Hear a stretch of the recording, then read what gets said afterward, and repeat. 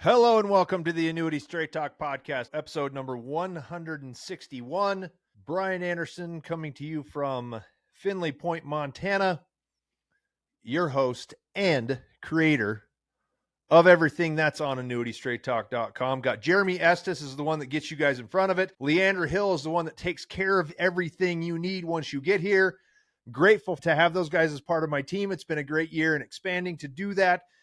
Jeremy's been here for a while and sitting back in the shadows, but he deserves credit nonetheless. Responding to popular comments, concerns, ideas. Man, I've been having enough meetings that I'm getting new ones that I got to talk about. Simple, basic stuff. And this is one that can always be done. I've got a newsletter that I did it with in the past. As you think about this, please like, subscribe, or comment on any of your favorite podcast platforms or on YouTube. We got 21,000 followers on YouTube. Send it out, get it out there, help as many people as possible. If I didn't have the motivation to truly assist people in making good decisions in retirement, I'd probably be done and go do something else. I'd go back to being a fishing guide. But I love what I do. Nearing 22 years in the business. A wealth of information up here. Everybody thinks it's weird, but yeah, I did pick something kind of weird to nerd out about 22 years ago. I'm going to share my screen. Got a newsletter written for this one, and it ties into one that I did before. That was just a newsletter, not a podcast. So I thought, it's funny. I get a couple of comments from time to time from people. I don't sell commission products. And I'll show you both of these, but here's the new newsletter right here. Commissions versus investment fees. If you want to make an appointment with me, that's the top right corner of any page on AnnuityStraightTalk.com. Schedule a call button. Get me on the line. Not going to talk about that graphic. If you know, you know.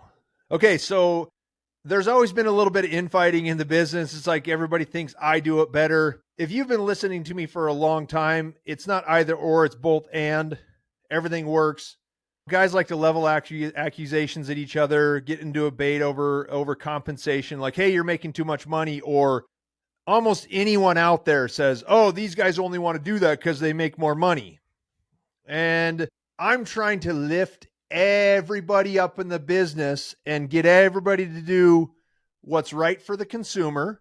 And sometimes that involves high compensation and sometimes it does not. I work on a commission basis. That's the products I use. That's what I sell. That's how I get paid. Most of you that have talked to me didn't buy anything from me. I made nothing to do it. But that's the point. Only I play for the ones I win, all that stuff. A lot of the comments that I'm going to talk about right now are guys who say I only do fees, say it as if they're somehow superior. The commission products would not exist if they were not appropriate in certain situations. So that's a silly position to have. I'm going to explain why anyone who does it is not being intellectually honest. A well-rounded financial plan should include elements of various asset classes, all configured to meet your needs, whoever you are and whatever you're trying to do. It's different for everybody. An advisor who disregards any single asset simply because of the compensation model cannot adequately present a viable retirement plan for a majority of people. They might fit a certain niche of people that don't need that, but they can't be good at offering general advice to everyone. Now, not every advisor is out there that tries to serve the retiree community. It is not to say that investment fees are a bad thing, but neither are annuity commissions. It's just the way the world works. I have never stated a case for one over the other, but everybody's got to keep an open mind to realize the value of each in certain situations. Commissions do not come out of your pocket, but investment fees do. You buy an annuity, the commission comes from the insurance company that's part of the surrender schedule, but 100,000 goes in, you got 100,000 going to work, creating income, protected growth, whatever it would be. Investment fees, those are going to chip away at your investment over time. So if you think about, this is why it's always been kind of a both and. If you use an annuity, if an annuity makes sense as part of your portfolio and it doesn't have any fees on it, and you use that in conjunction with an investment portfolio where you're paying a manager to oversee it, then your whole portfolio cost comes down. If you got a guy that's only using assets, I encourage those guys to look at potentially reducing fees for their clients. Now, the annuity has to appropriately meet your needs. So I'm not saying to use one just to reduce the total expenses on a portfolio. That's not the right reason to do it. In regards, what I don't like about guys who like try to beat up the commissions is they're not being honest about talking about the full cost of investment fees but you got to study them carefully to see how it affects your bottom line in the long run. In addition to, that's where I come into this other newsletter I did. Okay. You have the fee that's drawing it down, but you have the lost opportunity cost because that money that came out is no longer investments you own, and it compounds to a larger effect on your portfolio over time. So this was, well, I republished it today. I think it was from 2019. It was before I even started the podcast. How fees affect investment performance. And I'm real quick, I'm not going to go over this one again, but you can see that I started this in 1998. It's just a spreadsheet I had. The time period doesn't really make a difference. But from 1998 through the end of 2020, if you didn't pay fees, this would replicate a low-cost S&P 500 index fund. $100,000 grows to $555,000 over a 23-year period. That's about a 6.5% rate of return. Miracle of compound interest, correct? But if you add a 1.25% fee, which is pretty standard for a $100,000 portfolio, without a doubt, if you take that same value and you take out an annual fee, you can see the fees in the right-hand column, but your investment only compounds to $415,000. So it's about $140,000 difference. Now, it looks like only $1,250 per year, but when you factor in the lost opportunity cost of the extracted amount, it decreases the total portfolio by almost 140 grand. And if you get into the actual fees that the advisor made, $49,469. So on a $100,000 portfolio, the guy's making almost half of it back in fees, and he's complaining about how much money I make. You understand that those fees and the lost opportunity cost add up to substantially more. You just have to look at them, analyze them correctly. So they make a pile of money off your account and cost you much more in the long run by reducing accumulation. I'm not going to say this is a bad thing, but it should get your attention when you see the numbers. So this is my opinion, and if I would be curious if anybody can give me another reason, but 3 reasons to use an investment manager.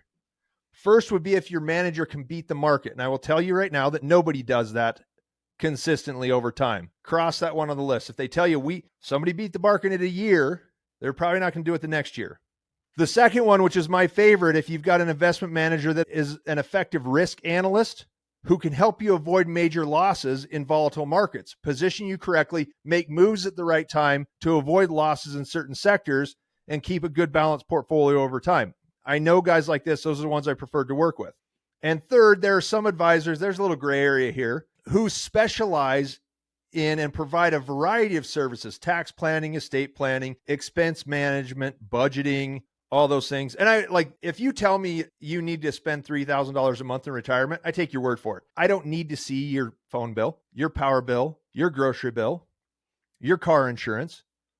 You can add that up on your own. Tell me you spend $3,000. I believe you spend $3,000. Some guys will really dig into it. We're going to really help you out. And I'm not saying all these guys are just like that, but sometimes they will make it sound more complicated than it really is. So the third reason being, if they provide a variety of services that you need financially in addition to it, but prefer to, hey, we'll take management of your assets. We're fee-based only. Some of them have minimum annual fees. I don't like this necessarily because if they're going to avoid commission products, then you're basically maybe exposed to more risk at times. And these guys are still going to get paid if your account drops, right? Some investment managers use only a model with fees. Others use a combination. I know a lot of guys that'll do fee-based for part of it. They understand the value of annuities.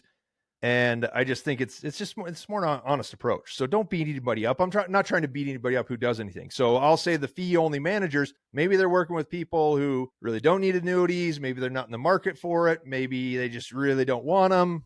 But you got to be careful because you might recognize a reason to use it. And I said this last week. I don't think at all this year I've sold an annuity to someone who actually needed it. They looked at it, saw the value, and thought, hey, that's a pretty good deal. I like the peace of mind that gives me. Neither one way or the other is not right or wrong, just appropriate only for a specific group of people. So I'm posting general information about how annuities can be helpful. I'm not trying to sell one to everyone. Commissions are also relevant because in the same way you can use it to determine whether an advisor is self-dealing. Annuity commissions range from 1% to I think maybe 9% at the top end. And I know there's a lot of guys in this business that sell the highest compensation contracts. I've talked to some of them that just say, I don't care what they need. I'm selling the one that pays me the most. And that's garbage. Gives the rest of us a bad name. Lower compensation contract or none at all would be more appropriate. So that's why education is so important. That's why there's 161 podcasts now. you guys have an opportunity to really think about it. You got somebody who really cares, who is actually going to try to address your concerns. That's me. And anybody I bring on to work with me is going to have the same philosophy, is going to do it the same way. Some advisors may avoid annuities that could help a client, and some people buy the wrong ones. A commission is never going to hurt you unless you buy something that doesn't meet a specific need. So in some cases, a guy doesn't have your best interest in mind, sell you an annuity. You figure out it's just a drag on your portfolio and didn't really do anything to help. So if done correctly, it will only help your portfolio. I've demonstrated that hundreds and hundreds of times. Fidelity's onto it. Schwab's onto it. Vanguard supports it. Edward Jones is getting in the game. I'm not the only one now, and those guys don't even do it. So many investment managers who avoid using annuities are missing the fact that it could help them manage a larger portfolio in addition to making life a lot easier. Isn't that why we're doing this? Make your life easier. And oh, by the way, if it's more profitable, well, I suppose you won twice. All right, year to date. So I think you guys understand this. Year to date, my average commission, I just looked it up because I keep track of it all, 3.36. If anybody's curious, that's how greedy I am, 3.36. You know, to make a good bit of money in this business, we've had a good year. It takes a hell of a lot of work at 3.3% compensation, considering the ad spend, the effort involved, writing this, recording it, and everything I do to help people out. I am never going to be ashamed of the money I make because I've worked damn hard for it. I work with all types of products, mostly a lot of SPIAs and MIGAs. They pay on the lower end, 1% to 3% mostly. And a couple of those big juicy income deals I've showed them. It's like, damn, it's such a good deal. Is it my fault they pay 7%? No, I didn't force anybody to buy it. If anyone wants to question my motivation, then it really comes down to specializing in an asset class that people want once they realize how it can help. This should never be a debate. I will never attack another person's preferred method of compensation. They have a specialty. They choose to use it that way. And I only hope that they're specifically serving the niche that they set out to serve. It is far more productive for all of us to help everyone understand whether a commission or a fee is appropriate, depending on the situation. No two people are alike. If anyone tells you that one or another is better, then you can be sure that they do not know what they're talking about. Maybe you need a second opinion.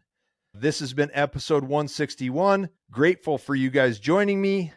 Again, like, subscribe, or comment on any of your favorite podcast platforms or on YouTube. Schedule a call, top right corner of AnnuityStraightTalk.com. Working on a lot of new things toward the end of the year. Got some exciting changes just to make it easier for people to shop and compare and figure it all out. But I am grateful to be a part of this. It's a relief to know that all this effort has been worthwhile. I will be back next week for episode 162. I think we're going to analyze the market. We're going to do it this week, but had some illness get in the way. So I appreciate you guys joining me. I will see you next week. Okay, bye. You have been listening to Annuity Straight Talk. The preceding information is for informational and educational purposes only and does not represent tax, legal, or investment advice.